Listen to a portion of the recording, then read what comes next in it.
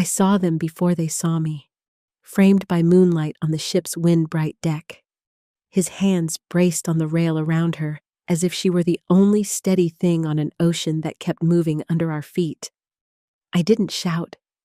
I didn't cry. I laughed an honest, startled laugh that left both of them blinking like actors who forgot their lines. "Enjoy yourselves," I said, and the words felt like scissors snipping a ribbon I'd worn as a choker for 35 years. By the time my son found us, the scene had already done its damage. The celebration was over. Something far more useful had arrived: clarity. I had boarded that cruise a dutiful wife with a practiced smile and a champagne flute, sitting beside a man who toasted to pure bliss while gazing at a woman young enough to be his daughter-in-law. I stepped away from the dining room early, telling Lance I had a headache I needed to walk off. The headache was real enough, but the cure turned out to be eavesdropping and moonlight. Lance and Fallon spoke openly, the way people do when they believe they are invisible, promises of when we get back. Plans that assumed my son's heart was a minor obstacle, my presence a negligible factor. The kiss was not a slip. It was a sentence with a period at the end. When I stepped forward, Fallon's perfume twisted with salt air, and Lance's jaw flexed in calculation. And for a heartbeat, I tasted pity for myself, for my son, for the woman who mistook temporary beauty for a lifetime guarantee. Pity evaporated.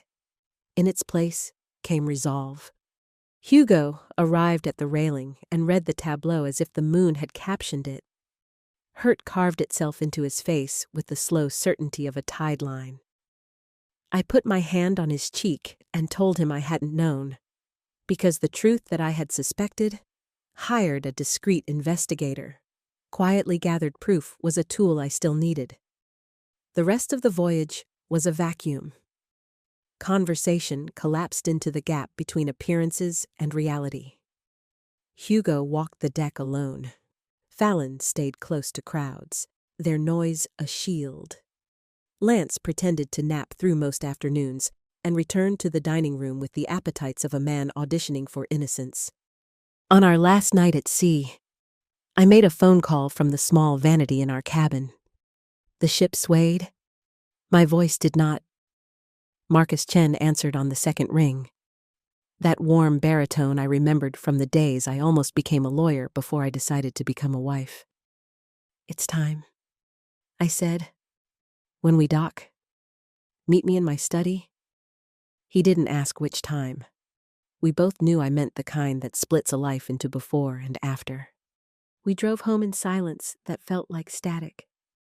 Hugo stared out the front window and gripped his overnight bag as if it were a life preserver. Fallon's hands lay folded on her lap, her face arranged into repentant geometry that never touched her eyes. Lance sat beside me with the quiet of a man gaming out the next version of his story. It had always been his talent talk, until truth sounds impolite.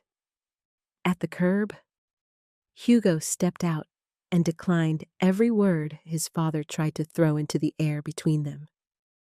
He asked Fallon to pack, not gently. She wanted an explanation. He offered a goodbye.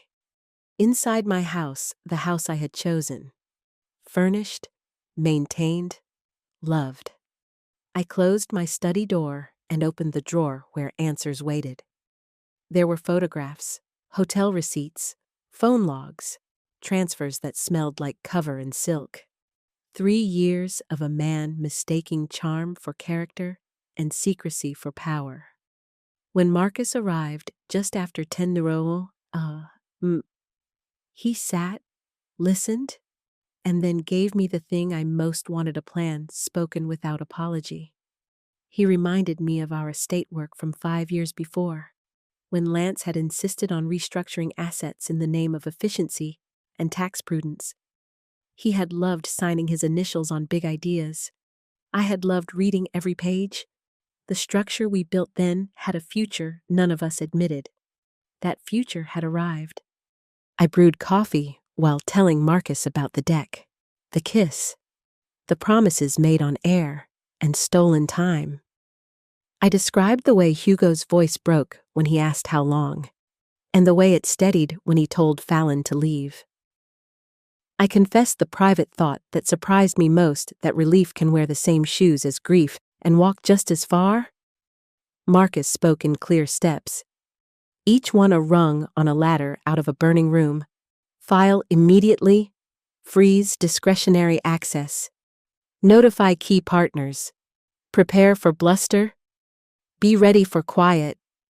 2. The kind that follows when a man realizes the script he wrote has been reassigned to its true author. When Marcus left, the house hummed with ordinary noises. A faucet dripped in the guest bath. A neighborhood dog barked at a leaf. Upstairs, a suitcase thumped shut. Lance came into the kitchen around 11:30, carrying the same face he had worn in every boardroom and banquet hall, composed, persuasive, certain. He started with the expected line that things were not what I thought. I poured coffee and replied with something truer, that things were exactly what I knew. He asked for a conversation later. I told him later would be handled by lawyers. Confusion flickered, then calculation, then the first shard of something new, fear. By afternoon, the sky had softened, and so had I, though not in the way Lance hoped. I walked the garden paths I'd laid stone by stone over 20 years, touching rosemary with my fingertips, counting roses ready to open. I had once called this sanctuary. Now I called it evidence. You cannot cultivate a life this carefully and be as blind as people prefer you to be. I had seen the signs, gathered the proof, and waited for a moment that would make the truth undeniable to everyone who needed it most. My son, my husband, myself. As twilight settled, I wrote a list that was really a promise to stop performing fragility, to run what I owned with the same intelligence I had quietly contributed, to teach my son that love without boundaries is not love, but surrender. I taped the list inside my study desk, closed the drawer, and waited for the courier who would carry a packet of paper across town and set the match to 35 years of habit. Somewhere near the guest room, a zipper rasped. Somewhere near the front door, a lock turned. Somewhere in the middle of me, a door opened and stayed open. The divorce papers left my house the next morning in the hands of a courier who probably thought he was delivering contracts or invoices. Not a bomb with my husband's name on it. I watched the car pull away, sipping my coffee with steady hands. Upstairs, Lance was pacing. I could hear the rhythm of his footsteps like a clock running out. Fallon had already gone, luggage in tow, though she lingered long enough to look at me with wide eyes, as if searching for a loophole in a story she didn't understand. I didn't offer one. She left without saying goodbye. The sound of the front door clicking shut behind her, like punctuation on a chapter that would not be reopened. By late morning, Marcus called. His voice carried a hint of satisfaction as he relayed Lance's reaction. "He's furious," Marcus said, shouting, threatening, demanding, but legally, Edna, he doesn't have a leg to stand on. The assets are in your name. The business is yours, the house, the accounts, the cars, all of it. I leaned back in my chair and let the words settle over me like sunlight. For years, Lance had strutted through boardrooms, cocktail parties, and family gatherings as if he owned everything in sight. Now the illusion had cracked, and behind it stood the truth I had quietly built. That evening, Lance confronted me at the kitchen counter where I was chopping vegetables for dinner. His voice carried the sharpness of a man who had always believed authority belonged to him by default. "You can't do this," he said. "This company, this house, our life, I built it. I set the knife down and met his eyes. Did you? Or did you build an image while I built the foundation? I reminded him of my inheritance, of the early years when I worked alongside him, of the estate restructuring he'd insisted upon. His face paled as memory collided with consequence. He muttered that it wasn't supposed to happen this way. How was it supposed to happen? I asked. You divorcing me, marrying our son's wife, and walking away with everything I earned. The silence that followed was thick with his realization that the script he had written no longer applied. The following day, I walked into Hartwell Industries for the first time in years. Employees greeted me with surprise, most of them expecting Lance. I gathered them in the conference room, my navy suit and grandmother's pearls giving me the armor I needed. When I told them I was the owner, confusion rippled through the room like a wind across tall grass. I let them whisper, then calmly explained that Lance had been the face, but not the legal backbone of the company for half a decade. Their jobs, their benefits, their security, those remained untouched. What changed was leadership. Then I laid out the neglected contracts, the missed renewals, the dropped accounts. Murmurs shifted from disbelief to recognition. For the first time, they saw me not as a wife in the background, but as the person who had always been capable of running the show. Word traveled quickly. By the time I returned home, Lance was waiting, his anger muted now by something closer to desperation. We can fix this, he said. We can be a team again. I laughed softly. Not with cruelty, but with the kind of weariness that comes after too many reruns of the same bad play. You had a team. Lance, you dismantled it with lies. I don't want repair. I want freedom. His shoulders slumped, and for a moment I glimpsed the man I had once loved, stripped of arrogance. But pity is not the same as forgiveness. He had betrayed our vows and our son. The price was not something I could pay for him. In the days that followed, Fallon attempted to slip back into Hugo's life with apologies and tears. My son listened long enough to recognize rehearsed remorse and then turned her away. She left town soon after, her plans of luxury unraveling. Hugo, meanwhile, carried the weight of betrayal like a heavy coat. But with time, he began to shrug it off. We spoke often, long talks where he confessed his shame at not seeing the truth sooner. I told him the same thing each time: blindness to betrayal is not weakness. It is trust. He had trusted his father and his wife. They had been unworthy of that trust. The fault was theirs, not his. At night, alone in my bed, I thought about the years I had given to a marriage that now felt like a stage play with a poorly written script. Yet instead of regret, I felt an odd sense of rebirth. I was 63 years old, but I had a company to run, a son to support, a life to claim. Lance's downfall was his own doing. My rise was mine. The garden outside my window bloomed more fiercely than ever, roses climbing against the trellis as if eager to reclaim every inch of sky. I decided that was what I wanted too, not revenge, not pity, but growth. One evening, while I sat on the porch with tea, Hugo called. His voice was quiet, carrying the ache of a son whose father had fallen from grace. He tried to reach me again. Hugo said, begged for money, said he was sorry. I asked if he had given him anything. No. Hugo answered after a pause. I told him sorry doesn't erase choices. My heart swelled with pride. Betrayal had scarred us both, but it had also sharpened us. Hugo was learning the lesson I had taken decades to master, that self-respect is the line no one else can defend for you. As weeks passed, The pieces of our lives began to settle into new places.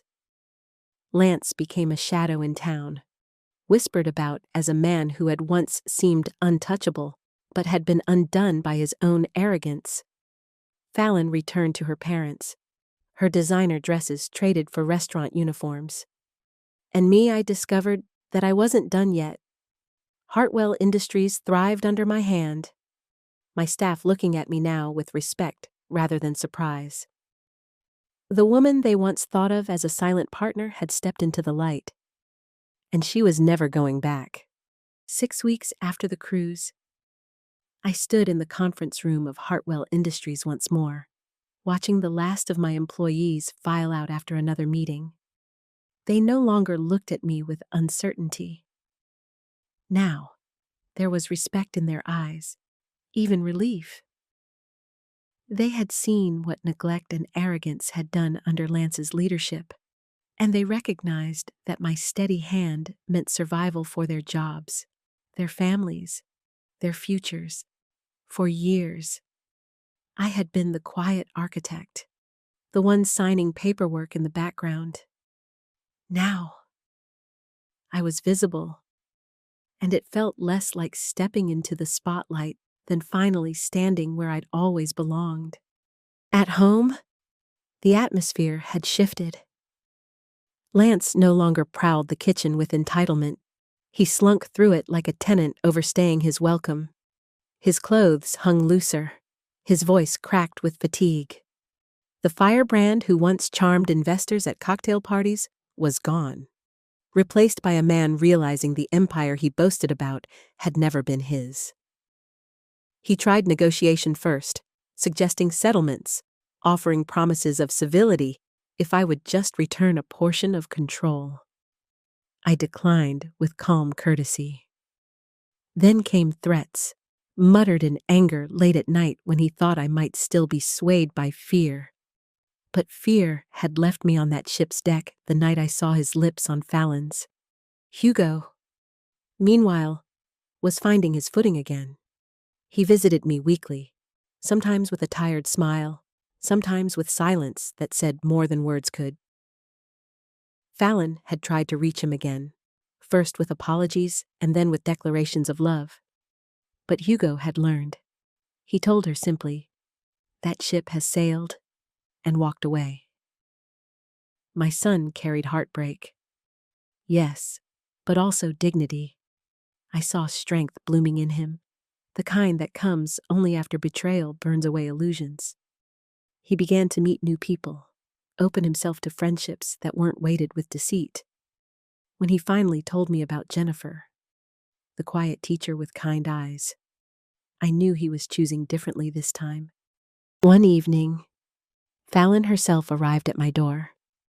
Her perfect mask had slipped, her makeup smudged, her clothes wrinkled. She looked young in a way that wasn't charming young, like someone who'd bet everything and lost. "I know you hate me," she said, standing in my living room like a child awaiting punishment. I told her hate was a waste of energy, but clarity wasn't. I asked her when it began, how she could betray not only my son but herself by latching onto a man who dangled wealth as affection. She stammered through excuses, called it love, called it fate. I reminded her of what fate actually looked like: a woman in her mid-20s, packing her bags to move back into her parents' house because she had believed promises from a man who didn't even own his own car outright. She left my house with tears that looked rehearsed, but even rehearsed tears leave salt stains. Lance's decline became a subject of gossip in town, and Patricia Whitmore, ever eager for drama, rushed to tell me about spotting him in the cheap motel on 5th Street. She expected me to wince, to show grief or shame. Instead, I examined a tomato at the farmer's market and replied evenly, "That sounds like a series of choices he made himself." The shock on Patricia's face was almost satisfying. Soon after, calls began flooding in from other women in our social circle, voices thick with curiosity, some with admiration, some with thinly veiled judgment. They wanted to know if it was true that I had destroyed Lance. I didn't destroy him. I simply stopped protecting him from the destruction he had been building for decades. Fallon faded into smaller and smaller circles, working restaurant shifts, crying during breaks, lamenting that she had thrown away a secure life for a fantasy. Lance, stripped of his illusions, tried to find employment, but decades of coasting left him with little to offer. Interviews ended in rejection. Friends who once applauded his bravado now avoided him, unwilling to be associated with a man whose empire had been proven a lie. He called Hugo often, begging for money, for help, for second chances. My son, with a voice steadier than I had ever heard before, told him no. "You made your choices, Dad," he said. "Now you live with them." One night, Hugo came to dinner, his face troubled. I saw him downtown. He confessed. He asked me for $20. He cried. "Mom?" It was hard to watch. I listened, my heart aching not for Lance, but for my son, who had to carry the weight of watching his father unravel. "You didn't give it to him, did you?" I asked gently. "No," Hugo said. I told him sorry doesn't undo anything, and I walked away. Pride welled inside me. Betrayal had not broken Hugo. It had sharpened him. He was learning to guard his boundaries, to refuse guilt dressed as remorse. It was a lesson I wished I had learned decades earlier. Meanwhile, Hartwell Industries thrived. We signed new contracts, expanded into new markets, and built a reputation for reliability and vision. My name, once just the echo behind Lance's voice, became the name clients associated with competence. The local paper called to feature me as part of a story on women who rose into leadership later in life. I agreed, not for vanity, but for truth. Women needed to know it was never too late to claim what had always been theirs. I told the reporter about strategy, about perseverance, about being underestimated. What I didn't tell her was how sweet it felt to finally live in my own skin. At 65, I was no longer a supporting character in someone else's play. I was the author, the director, the one who decided which stories continued and which ended. My garden reflected that truth, roses fuller than ever, blooms heavy with color, roots deep and steady. I no longer cared if people whispered that I had been ruthless. Ruthless was just another word for refusing to be erased. 2 years passed, and life settled into something almost unrecognizable compared to the chaos that began on that cruise. Hartwell Industries stood stronger than it had in a decade. I no longer entered the office with surprised glances trailing me. I entered as the leader, greeted with nods of respect. Contracts that had once been at risk were secured. New markets opened, and our reputation was reshaped. No one whispered anymore that I was just the wife. I was the owner, the strategist, the boss. At 65, my career had just begun, and I was thriving. My personal life had blossomed in ways I hadn't expected.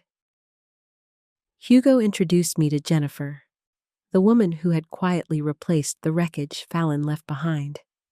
She was gentle, genuine, a teacher with an easy laugh and a heart that seemed to hold space for everyone she met. The first time she sat at my table, she brought a bottle of wine she knew I loved, something Fallon had never cared to notice in 3 years of marriage. That one gesture told me more about her character than any speech could. Watching the way she and Hugo looked at each other, I saw what real love looked like, not performance, not calculation, but trust.